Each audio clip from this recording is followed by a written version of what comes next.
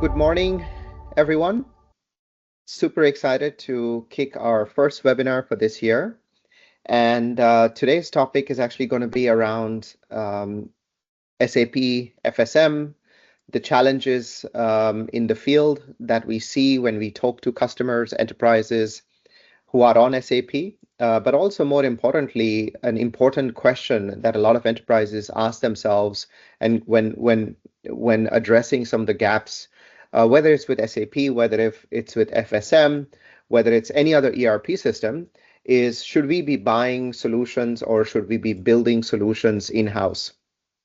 So today's webinar is going to be focusing on the pros and cons of different approaches, but also deep dive a bit into the pros and cons of each approach. Also talk about a little bit about SAP FSM, talk a little bit about Ventory, the gaps in the market, and explore some of those areas. So for today's webinar, we have myself and Bernard, who I'll introduce in a bit as well. So my background is I've spent about 15 years in logistics and supply chain. So I used to I started my career in supply chain working in Sweden for a company called Envirotainer. It's a less known company, but especially if you're coming from, let's say, cold chain logistics, pharma logistics, clinical trials type of business, Envirotainer is a market leader in that area. So they have specialized containers, specialized freight forwarding, shipping containers used by the medtech and the high-end cold chain logistics business. I spent quite some time at DHL, around 10 years, working and deploying warehouse management systems in the high-tech, medtech, aerospace specialist businesses, basically. And from there on, moved to Panalpina, which was later acquired by DSV. And over there, we are pretty much rolling out SAP-related solutions. So, Bernard, I would like to invite you to introduce yourself here as well. Thank you, Vishal. Thank you very much. My name is Bernard Weiersmüller. I'm working here in Zurich, in Switzerland. And as you can see, I was doing quite a few years in SAP FSM. Before that, it was FSM by Coresystems. Currently, I'm still doing trainings for our partners in the FSM area.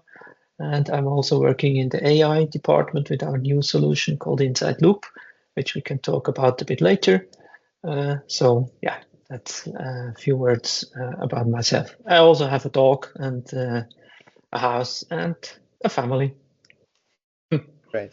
Thanks, Bernard. So actually, the whole reason why we decided to have this webinar today was Bernard and I actually met each other for the first time in Amsterdam last year in October at a well-known event, which is called Field Service Management Europe, or Field Services Europe.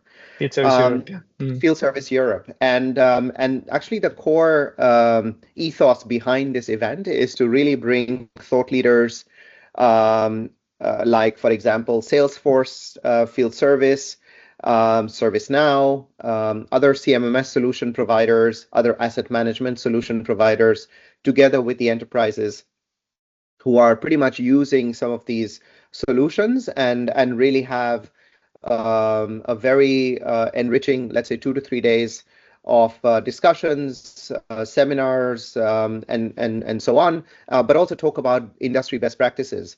And the reason where actually Bernard and myself, we started really having this conversation was around the gaps that we see in the market when it comes to CMMS solutions, ERP solutions, and also how, for instance, we were surprised as Ventory to be one of the only players in this event where we had identified a few gaps. And I think it was the gaps that basically brought us together and said, hey, maybe it would be nice to have a webinar together and really talking about the gaps in these solutions. So, so before we go into the gaps, I would like to briefly introduce Ventory. So Ventory is an extension to SAP or other ERP solutions. Since last week, we are also officially available on the SAP Marketplace. And what we have built around, or what our ethos as a company was, to really help enterprises increase their ROI on or investments that they have made on their existing ERP applications or CMMS solutions. So Ventory is deployed as an extension to ERP solutions. But if you don't have an ERP, it can also be deployed as a standalone solution. Now, what Ventory is specifically designed for is digitizing storage locations, technician vans, all kinds of areas which are today undigitized. The solution consists of 3 components, which is Ventory Mobile, Ventory Web, and Ventory Connect. Ventory Mobile is what is used by about 80 to 90% of our users. These are typically field technicians, customers of our customers, where parts and equipment are stored, which are often managed using Excel and paper and pen today. You will see that later on. Ventory Web is used typically by supply chain managers, area managers, spare parts managers, typically somebody who's working behind a computer and has a desk job in the headquarters or a national office of the company. And Ventory Connect is essentially used to integrate into market-leading SAP system, market-leading ERP systems like SAP, Dynamics 365, even WMS solutions like Blue Yonder, Manhattan, and so on. So that's a bit about Ventory. Bernard, over to you about Core Systems. Yeah, thanks. I'll keep it short here. We're a Swiss software company. The FSM tool was developed by us. It's now called SAP FSM. SAP acquired it a couple of years ago. We still do the reselling for the SMB market of FSM. And finally, our main topic nowadays is InsideLoop.com. It's the website.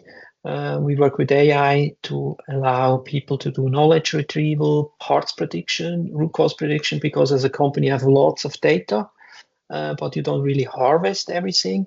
So we can gather all that data, be it PDFs, documentation, ticketing systems, ERP systems, FSM systems, bring it all together and then use AI to gather knowledge out of that, which then supports the whole service process. So that's what we are currently doing. Yeah. Great. Thank you. Thanks, Bernard. So what is SAP FSM? Now, I will let Bernard, of course, explain what SAP FSM is. But SAP FSM actually falls into a category of systems which is known as CMMS systems, or corrective maintenance management systems. This is typically a system that's used for work order management or interventions when there is a job that needs to be completed or fulfilled in the field by an engineering, manufacturing, or a field services company. Okay. Now, in this particular webinar, we are going to be focusing on SAP FSM, but the ethos and the discussion topics that we will focus on is actually much more generic. It applies to not just SAP FSM, it applies to any other CMMS solutions as well, like ServiceNow, Salesforce Field Service, or any other CMMS system that you may have heard of out there. Okay, so Bernard, over to you. Yeah, thanks a lot. You said it perfectly. Let's quickly go into FSM, what it is, in a few words. On the right-hand side, you see the overview of FSM. It's a cloud-based solution which contains the data from the customers. You have the workforce management, that's the planning part. You see that on the very left there. Yeah, that's this part. Then you have customer self-service if you want, with QR code scanning. And for example, at the bottom of that slide there, you have the connector with the ERP. You can attach actually any ERP, not only SAP ERP will work. And then those two systems are connected and exchange the data. On the left of this slide, you see the little picture of the planning board, where you can easily assign jobs to technicians. And in the middle of the slide, you see the screenshot of the mobile app, which also works completely offline. Yeah, I think you can go to the next one. Yeah. Here a bit on another level, we can see the workflow. So a typical workflow with FSM consists of a trigger on the very left end of the slide, somebody calling in, having a problem. Could also be an end customer through the portal directly. It can be a machine if it's attached to the internet. For example, somebody once tested it with a plant and put in a water sensor. And if the water sensor measured not enough water, it would create a service call. So you could do that at home if you want. Then it goes into the back office, the ERP system, where you will create the service call or service order, depending on which system you have it, it's differently called. And then only after that, you see in the middle of the slide, scheduling FSM, that's only there where FSM comes into play. And that's where you do the planning, the dispatching, you release the job to the suitable technician. Then on the right-hand side, the technician receives a notification on his mobile app, goes into the mobile app, synchronizes and gets everything. He can then travel to the customer, add multiple things like add time tracking, can create materials, spare parts he used, expenses, mileages, and a lot of other stuff. Finally, when he's done with the job, the customer is happy, things have been fixed, the machine is up and running. We'll then create the service report and gets the signature. Everything goes back into FSM. And in the back office, someone can then print the invoice. So that's like the whole flow in a nutshell. Thanks, Bernard. So when you think about FSM, I would like us to step back a bit and think about the reality on how things have changed for a lot of the enterprises that we speak to. So, for example, the supply chain models and service models have shifted a lot over the last 10 to 15 years. When I started working for DHL in 2005, some of the early customers that we worked with were the likes of Nokia, Ericsson, and so on, where not as much material was being stored out in the field. Typically, these materials were stored in tier 1 DCs or tier 2 DCs. And whenever there was a work order or a job that had to be completed, they would be picked up from these locations and delivered to the point of need. The supply chain models have shifted a lot over the last 10 years, and I often refer to this shift as the Amazonization of the world, which is a simple conversation of how behaviors of buyers have shifted or customers have shifted. We were often told while I was at DHL or Panalpina, if Amazon can get my part or my product to my doorstep within 24 hours, why cannot you do that?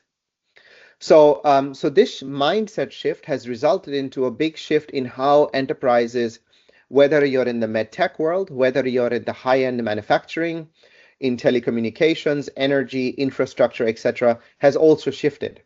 So, for example, in these pictures, you see that actually where materials were often stored and shipped directly to the consumer, in this case, a nurse who's providing care to patients at home now ends up carrying more and more materials in the trunk of her car. Then if you look at in this particular use case, this is one of our customers in Europe, where they have around 170 locations. They're a distributor for Schneider Electric and Siemens HVAC systems and related components, or smart building management system components, or BMS systems, and they are providing services to high-value infrastructure locations like hospitals, water purification plants, and so on. And they often store materials at the premise of the customer in a small room, for instance. Here's an example of a customer of ours in the US where they actually store inverters, transformer components, and so on in a shipping container on the project site in the middle of the Utah desert. And here's an example of a Belgian infrastructure company, or the company is called Infrabel, where they basically provide their engineers. They are like the national railway operator. and their engineers have access to these kind of pickup and drop off points where they can collect and drop off components for that they need on their scheduled runs. Now, these are components that are stored here. These are high velocity components where they may often run out of those components, and but the issue is that they did not have visibility of what's available in these locations or on the premise wherever an intervention is needed. So, so these are the typical challenges that exist today because of this shift in operating models of some of the customers that we work with, and this is the need that needs to be addressed in future solutions. So, what are the real gaps within the existing solutions that are available in the market, and how do enterprises fill them? So for that, I would like to pass on again to Bernard, who is the FSM expert, and talk about some of these gaps. Yeah, thanks a lot. Yeah, indeed, FSM can can do quite a lot, but as always, it has its limitations. Every system has that. And in my opinion, if we talk specifically about inventory, FSM can show inventory from, let's say, your ERP system, but it's, for example, on the mobile, it's not real time. You have to synchronize to get an update. And for also parts is not really there if you need specific parts for an equipment when you create a service call. Furthermore, the stock updates in ERP and not in FSM, so you're depending on the change of stock levels whenever it happens in ERP, and only then FSM can show it. So that means you're not, for example, up to date when you're a technician. You use maybe something in the field, it's not immediately updated. And also, if you have stock, as you have shown us these nice pictures before, you might have locations where there is no SAP, or not part of the SAP system, your ERP system, then those stocks are not visible. And that means you have some gaps in that part, which you should take care of. So the question often comes up when an enterprise has deployed an ERP system. Typically, the purpose of an ERP system is to really automate F&O activities first, or finance and operations activities. However, the inherent limitations of an SAP or any other ERP system, I know we are referring to SAP here a lot, but it's in general any ERP system, is designed for specific use cases for specific locations. The type of locations that we in this webinar are referring to are small locations that are hundreds and hundreds of locations where spare parts are stored, whether it's a customer location, whether it's your own vans, whether it's bespoke store points out there, which would also be consigned inventory at clinics, hospitals, labs, you name it. These are the type of locations which are often highly undigitized. And there is where enterprises face a significant decision, whether to buy or build. And they both have their pros and cons. And now we will start focusing on what are the elements enterprises need to look at in each of these scenarios. So if you were to buy a solution, now, of course, this is over here, we're referring to Ventory because it's a Ventory webinar. But if you buy a solution, there are certain advantages. At the same time, there are certain disadvantages as well. But let's focus first on Ventory. So Ventory, when we started the company about 4 years ago, it was specifically designed to address the needs of the gaps that enterprises face across a multitude of industries, whether it's engineering, manufacturing, high-tech, med-tech, you name it. Over here, the key gaps that the solution has been designed out of the box for is to give enterprises the ability to search, order, and book spare parts, which is something that does not exist within FSM, especially when you're on the road. It's also about improving stock accuracy and stock counts at those hundreds of locations where there is no digital solution available. And what you want to have in this case is a solution that's fast to deploy, simple to use, whether it's your in-house engineer, external workforce, hybrid workforce. That's the main objective, is to deploy fast. It should be simple. And also it creates this visibility, this single streamlined visibility across all locations. The other challenge also that a lot of enterprises face when you're dealing with Excel or paper and pen or is around part expiry, product expiry, lot, batch management, etc. And another big one, which is in a very fragmented, decentralized environment that enterprises face, is relabeling. So one of the big challenges, especially for an enterprise dealing with OEM products, is you have to deal with OEM barcodes. When you're dealing with OEM barcodes, often what enterprises resort to is relabeling everything so that they can handle those products within their infrastructure. But the inherent challenge with such a model is that if you have materials going directly from the OEM to the field, the only alternative you have is digital relabeling. And that is what we have enabled within the solution. So these are a few elements that are important when you buy an external solution versus trying to build something in-house.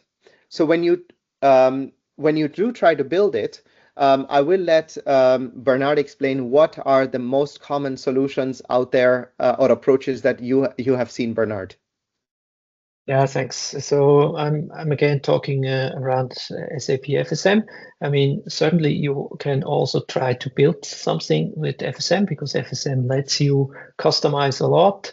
You can implement reports, you can implement automations, you can access APIs to get to the data, but it's not so easy to do, right? So it needs quite some, how can I say, know-how. On the other hand, you might have the advantage that you can support it internally. You own the roadmap, means you decide what's next, which feature do you want to implement, and you can have the internal product ownership. I wrote sort of, well, you're still depending on SAP. If they decide to change things, you also have to adapt. So it's not only you who owns the product then, so to speak, as you're depending on FSM in the end.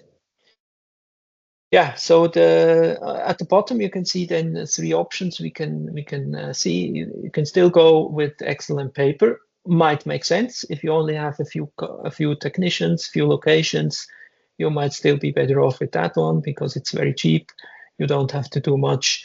That's it. But as soon as you go a little bit up the ladder, you have a few more technicians, you have more stuff to handle. Then you would maybe think about a custom developed solution, which you could do in-house if you have the know-how, or you could give to external developers and help them, let them help you. So that's, I think, the main points I can see here. Thanks. What do you think, Vishal? No, absolutely, Bernard. It's a very common situation that we see in the market where at the moment the enterprise is a bit larger. The first knee-jerk reaction that people try to have is, oh, I know a person within my company who is very technical. He loves building stuff. Let me reach out to this person and build it and see if this guy would be interested in solving this problem that we are facing. And of course, we, at least at DHL or at Panalpina, we used to call them local heroes, right? Because they have come in, saved the day. But the big question always becomes is what is your cost of ownership for such a solution? So in-house developed solutions often may have a low face price, right? It's like this iceberg, where you look at 10% of what's outside the water. But we all know that 90% of the iceberg is actually what's underneath the water. And in this case, there is a huge hidden cost, which is often something which is something we will see on the coming slides. And of course, the last option, which is externally developed, is going to a large vendor like Accenture or Deloitte or Infosys or TCS, which are very well known large international SAP companies, SAP or ERP focused companies where they can develop something, on a larger scale. But of course, that comes at a much higher cost. And also requires a huge maintenance and support. But I'm kind of jumping a bit ahead. We have this matrix that we have built to basically help the audience today, but also that will be listening in to this recording to basically look at and consider some of these different elements. So the purpose of this slide is to basically, whoever's dialed in, but also will be listening into the recording, is to see, look at the decision-making matrix and actually place the importance of each item for your enterprise. So, for example, how important is customization? There is this kind of a myth within the market today that if you're going for a buy solution, you have very little customization capabilities. This is a myth because today's technologies actually do allow enterprises a lot more flexibility and configuration capabilities. Another item to consider is, for example, time to market. What is the urgency to deploy the solution? Because especially if you are a big enterprise, with hundreds of engineers out there, it may be very important that you want to be able to deploy the solution quickly. One of the things that we have seen over the last 5 to 6 years is that there is this almost this kind of fear that the moment a big enterprise wants to deploy a digital solution, it's going to take months, it's going to take years, and cost millions of euros to deploy a solution. And people are kind of getting tired of that.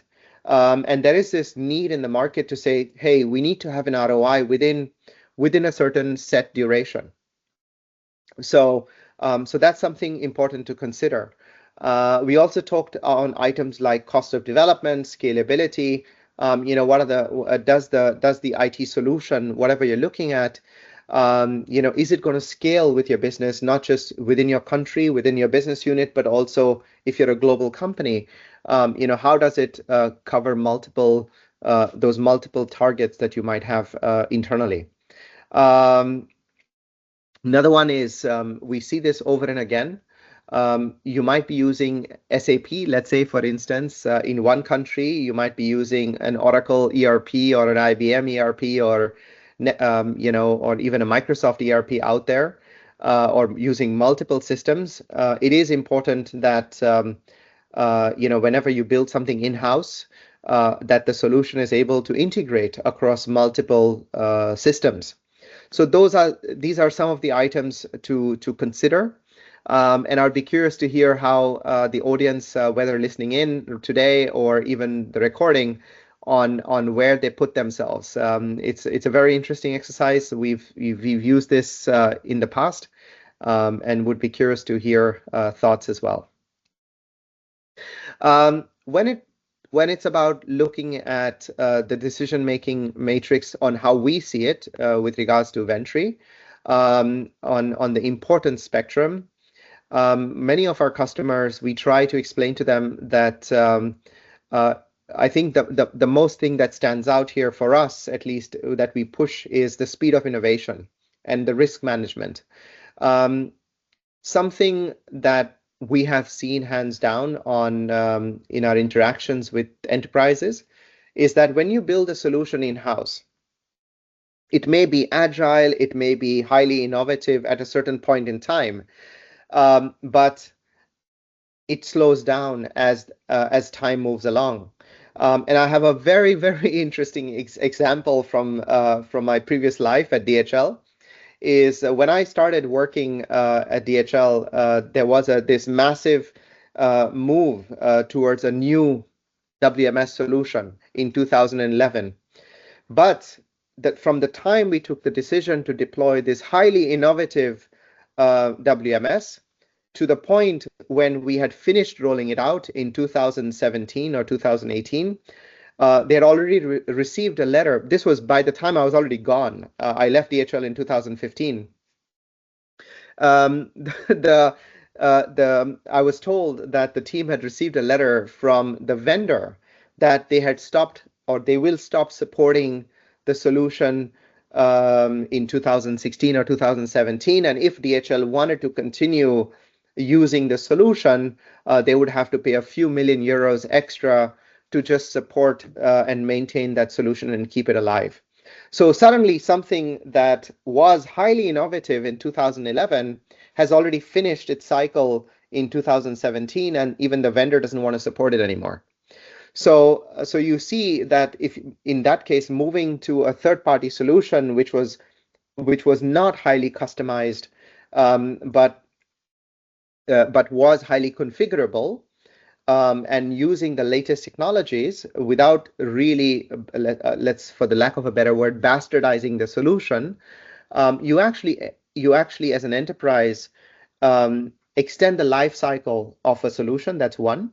The second also is that it allows you to switch and swap applications, whatever may be best of breed, let's say 7 years or 5 years or 6 years from now, because the pace of innovation is so fast that you want to be able to swap components as time passes and not become almost stuck in kind of sinking sand where you cannot move anymore.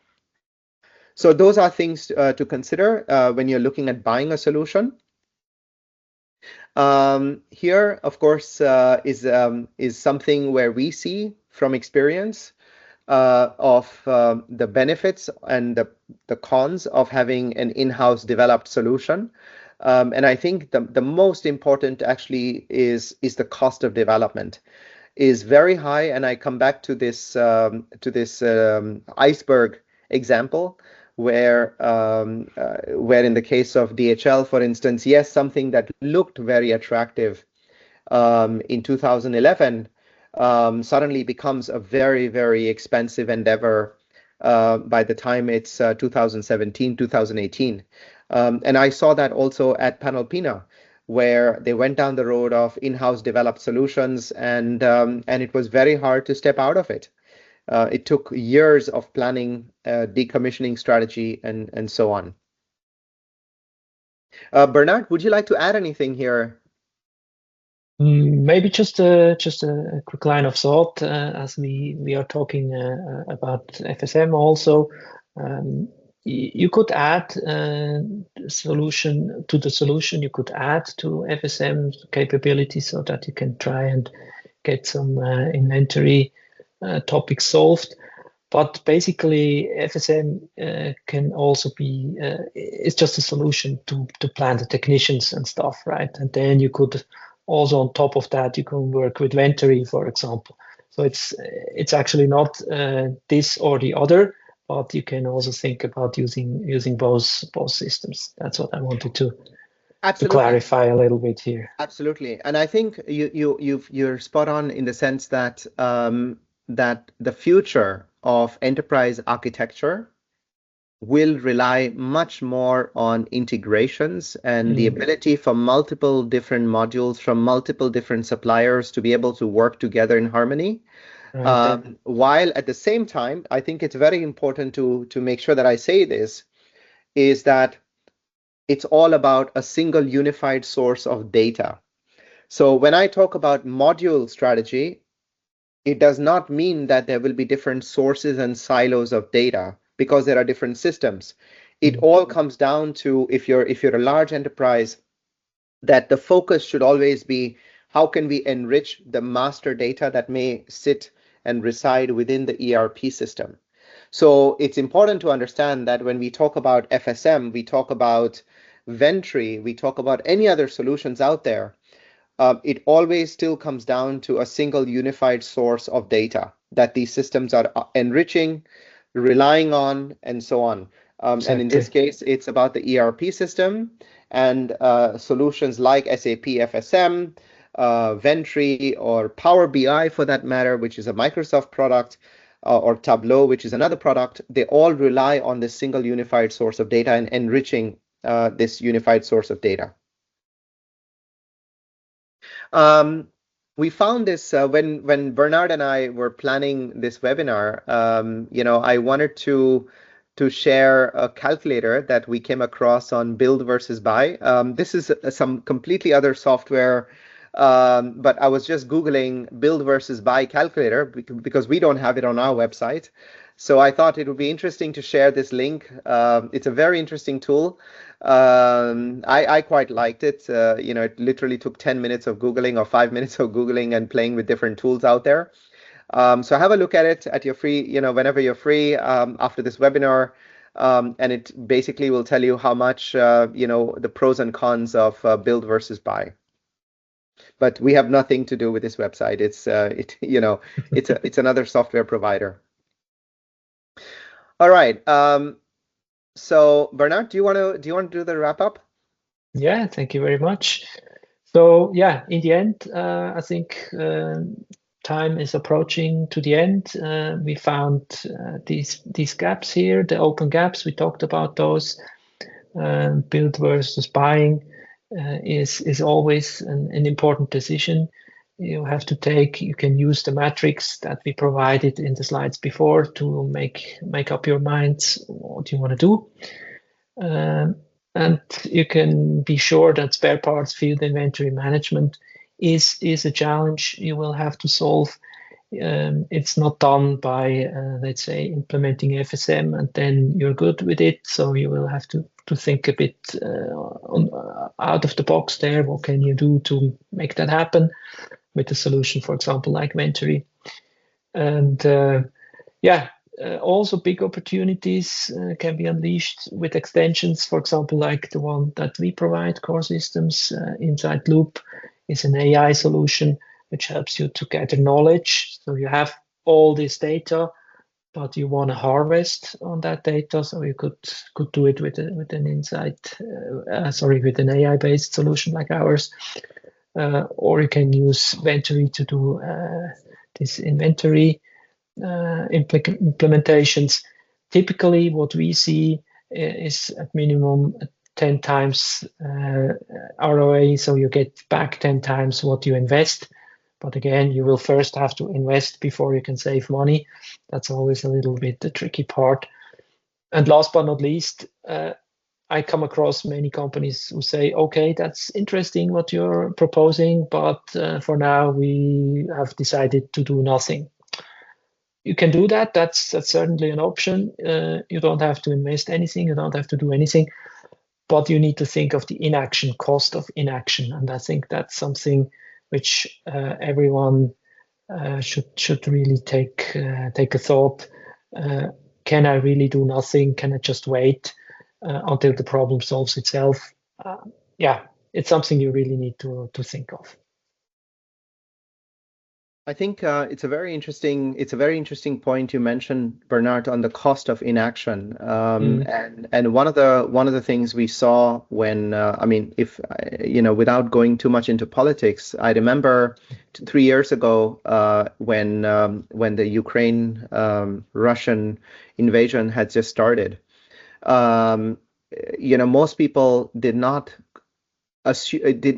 even know that one of the steel plants, I remember the one in Sevastopol, when it was attacked, that particular plant produced around 70% of all steel that Europe used in the engineering and the manufacturing industry.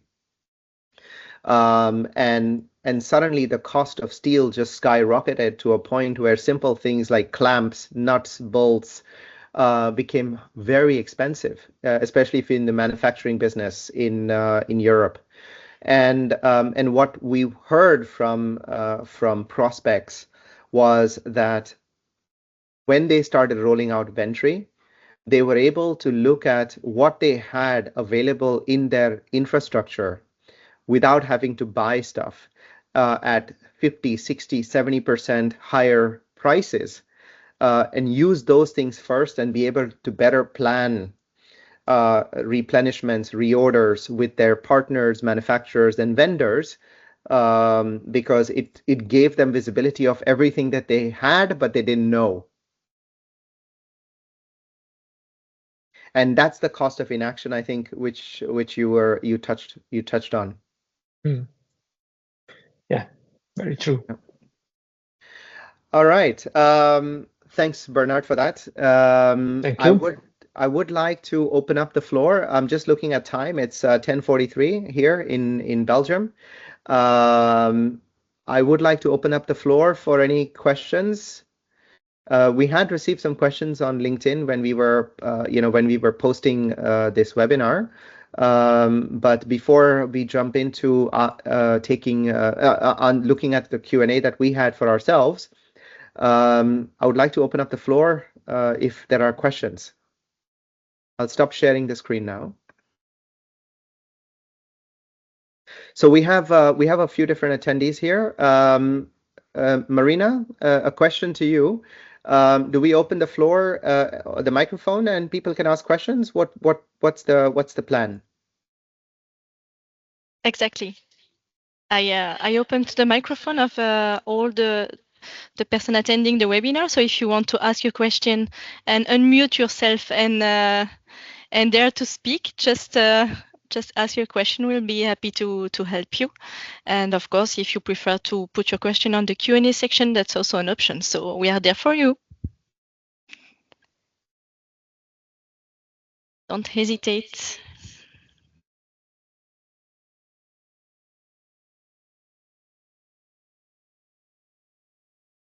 All right, Bernard, since we're waiting for the audience to warm up a bit, I had a first question here.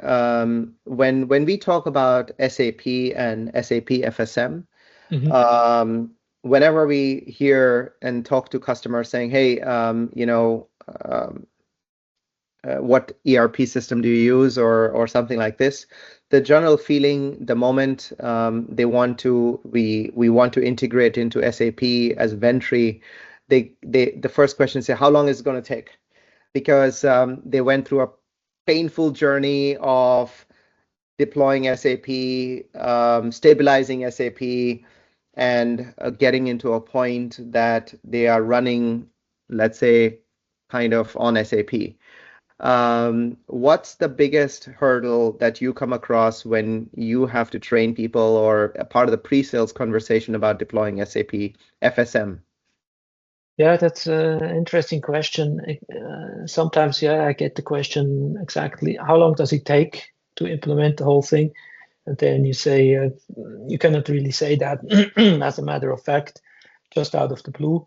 You will have to, sorry, my voice, check that with the customer and see what's going on with their data, what's going on, how far are they with the digitalization, and so that's really a tricky part. Also, another question I once received: people are naturally unsure where are the limits of the FSM system.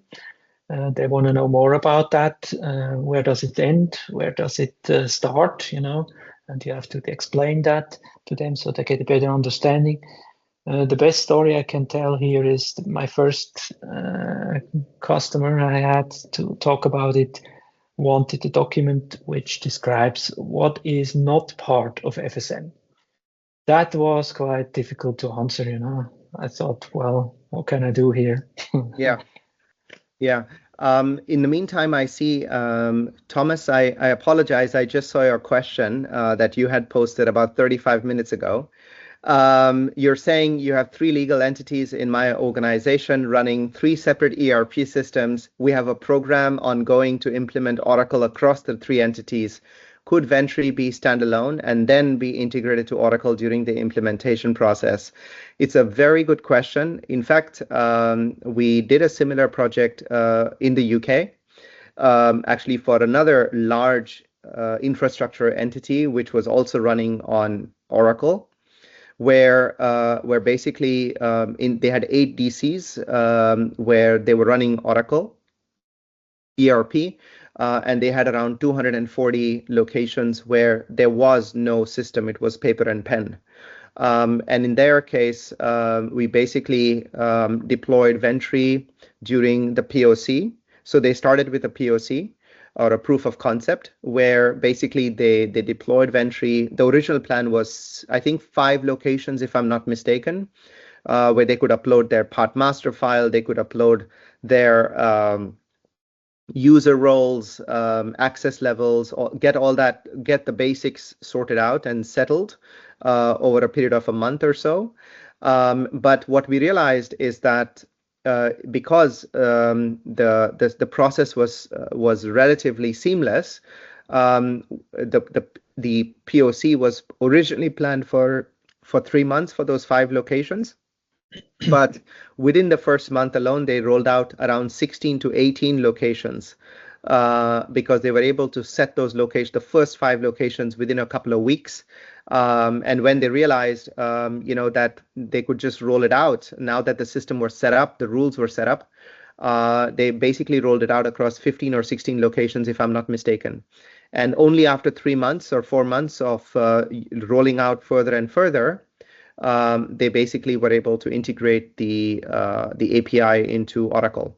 So today, for example, Ventory already has. So we actually have some experience with Oracle ERP. We have APIs that are already built into Dynamics, which are pre-configured click-on APIs, and with SAP as well. With Oracle, we basically just reuse those messages, but it's literally maybe a week or so of some work just to make sure that the quality, the integration, and the messaging is 120% correct. So we basically tell people it's maybe a week of work, but apart from that, we pretty much reuse the same APIs. Because at the end of the day, all of these ERPs are more or less the same. The question is, it comes down to between 8 to 11 to 12 messages that need to be integrated. So I hope that answers your question, but feel free to ask any other questions. I think your microphone is unmuted as well. Yeah, no, that's perfect. Thank you. Thanks for the clarification. Obviously, we're using 3 particularly old systems, so it's much needed the implementation of a generic system across the legal entities, because it causes us significant issues. And yes, I liked it to be just as being open. I liked everything that I saw that you've presented today. I think there's certainly some opportunity, and I'd like to probably have a more in-depth conversation, as just to outline how the part of the business that I sit in, the Baker Hughes organization, was an acquisition in 2022. Now it's very much been left as its own organization still, and that at this moment in time is set to remain as is. So it's still being run as its own business, but we've definitely got a need and a requirement to improve our penetration into the market. Our penetration on our products from a services perspective is not great, and I think a lot of the things that you've run through today quite briefly, well, there's an opportunity there for us to benefit from that, to support the increased penetration that we're looking to do. Yeah, thank you. No, absolutely. I mean, one of the things that we actually recommend to enterprises who come on board is deploy the solution first as a standalone solution, because one of the biggest challenges most of these companies have is a significantly large discrepancy between their digital reality and the physical reality. Now, I don't know the Baker Hughes business much about it, but I must maybe Thomas, if you help me, Baker Hughes is engineering manufacturing, right? Correct, yeah. Okay, so that means you have tons of spare parts out there, whether it's customer premise and so on. Is that assumption fair? Yep, that's fair, yep. Okay, so in that case, your ERP may have a certain reality, whether it's one of those 3 ERPs or the acquisition that you're talking about. So what we typically recommend to our customers is when you deploy the solution first, we do a stock count in all of those locations out there, whether it's engineer vans, customer premise, on a rolling basis. And then once you have that update on Ventory of your physical reality, we basically turn on the API integration into any of those ERP systems, or even have multiple APIs into those 3 ERP systems. So this way, there is this one-off injection of accurate data, which is then synchronized with the ERP system. And that's when you start having that real view of everything that you have. And then you move into your optimization, strategy, digitalization process. Okay, great. Yeah, so certainly that's, but we will, maybe we can connect on this because I do want to give others a chance of questions as well, if that's okay. Perfect. Yeah, no, that's fine. Cool. Perfect. There was another person, I think he's offline now. Great. There were a few more questions that had come in. The other question that we often get asked is, how long does it take to deploy Ventory, and do I really need to have SAP FSM to be using Ventory? So the purpose of the webinar today was not to, and I want to be fully open and transparent. You don't need SAP FSM to deploy Ventory, just like you don't need Ventory to deploy SAP FSM. These are independent applications. The reason for this webinar was basically there was this mental connection that the moment I met Bernard, because most people think when we speak to customers is that, oh, I have an ERP system, I don't need Ventory to manage my stock, or I have SAP FSM, or I have ServiceNow, or what have you.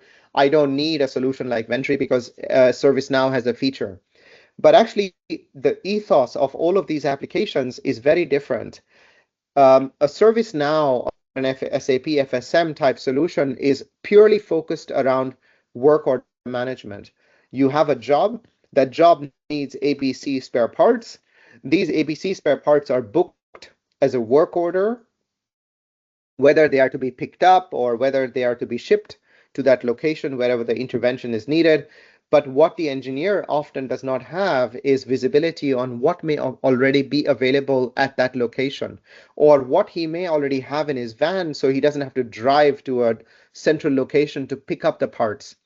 Another use case also to think about is, especially where large distances are involved or complex high impact infrastructure is involved, you often have an issue where a spare part may actually be needed, which was not part of the work order, or the engineer has the wrong spare part, and he needs to look into his network around him what spare parts may be available so that he can fix the problem while he's there. And in many cases, we see, like with a solution like Ventory, where engineers actually meet at a parking lot of a Costco or even a parking lot of a supermarket, because the guy knows, okay, I have a colleague who's just a kilometer away from me, and he doesn't need to drive 20 kilometers to go and collect it and come back the next day. So those are the kind of opportunities we see. Andre, you may remember, we spoke to another company in the UK, which have, I think, around 25,000 engineers around the world. And one of their big challenges was theft. Where basically the moment the area managers wanted to control the fact that the spare parts in each of the vans around the world do not go more than $20,000, because they had issues of theft where vans had constantly more than $100,000 worth of equipment and spare parts in these vans, and they were targeted by for those spare parts because of the secondhand market value, the market value and the demand on the secondary market. So very easy to steal, very easy to sell on platforms like eBay and so on. So just something to consider, of the other ancillary benefits that come out of that visibility as well.